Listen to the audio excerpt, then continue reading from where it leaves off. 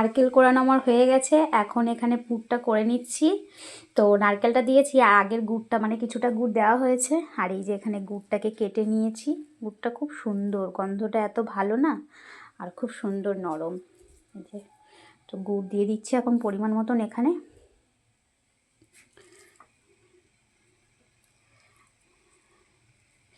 এবারে পুরটা হয়ে গেলে তারপরে কিন্তু, তো এদিকে দেখুন এই যে এখানে কিন্তু আমি এখানে গোলাটা রেডি করে নিয়েছি।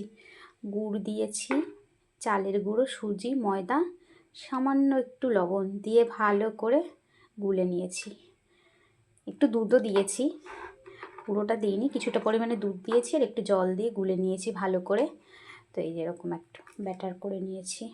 এটা অনেকক্ষণ আগে করে নিয়েছি, কারণ সুজিটা যেহেতু একটু নরম হবে সেই জন্য।